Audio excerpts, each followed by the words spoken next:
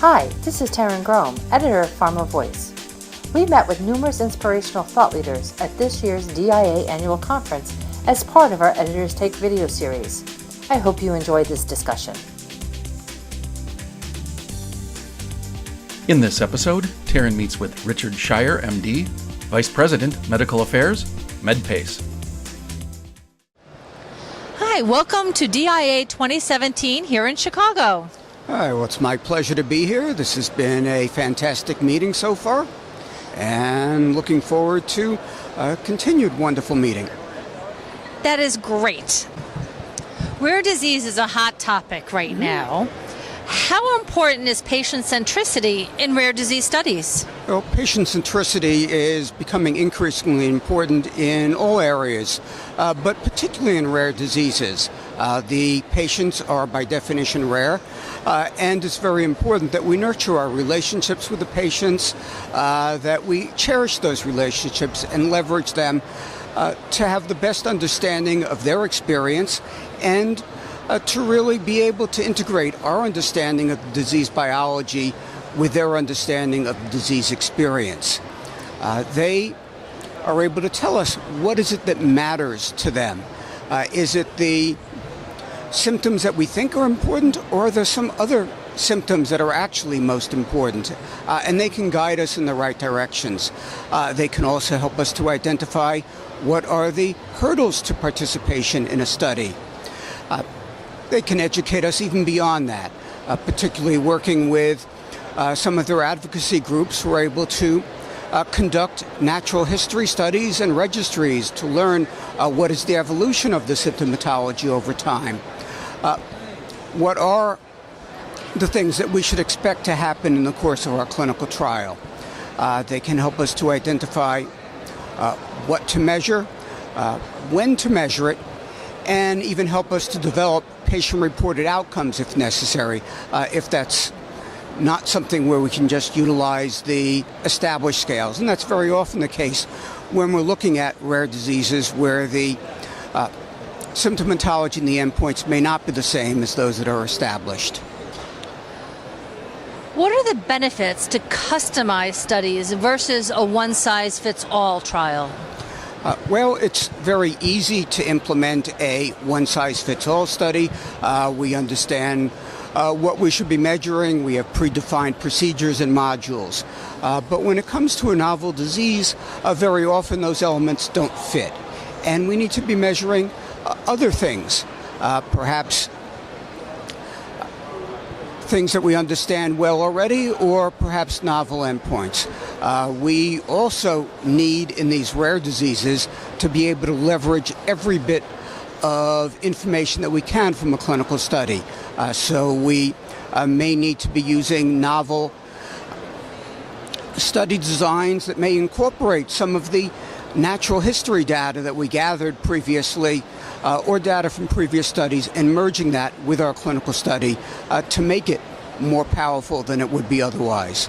Also, we may be looking at things that we might not think so much about otherwise. So clinical endpoints, always important. But the biological endpoints, the biomarkers that may not be as important in registration studies in traditional disease, may be of greater importance in rare diseases, where we need that confirmation of biological activity to support what may be an underpowered clinical endpoint. At the other end of the spectrum, we have the patient-reported outcomes. These may have particular importance in these diseases where the patient experience is of paramount importance. Let's flip the coin and talk about the importance of key investigators and why it's so important to connect with them. Well, our investigators, like our patients, are not to be taken for granted. They are a rare commodity, investigators who are interested in these rare diseases. And unlike the typical trial physician, our clinical investigator in rare diseases is often also the patient's treating physician. They're the patient's advocate for their overall well-being and the well-being of the family. They are also our eyes and ears to what's going on in the field, and they really are the pathway to having our greatest understanding to what is happening to the patient in our study, to what they're experiencing, and to what our drug is actually doing. Our key investigators are also going to be our key advocates in moving forward. They are going to be the people educating the physician community, both by their presentations and by their manuscripts, and they're going to join with the patients, meeting with regulatory agencies and third-party payers to demonstrate the benefits of the therapy for these underserved patients. Are you finding that the key investigators are more passionate about the rare disease community than maybe some other categories?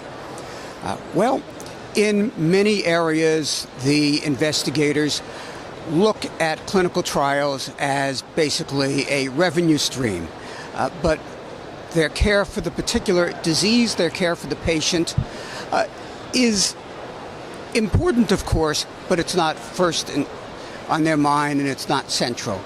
In the rare diseases, these physicians have often spent their lives focusing on a particular disease and on a particular patient population and on particular patients.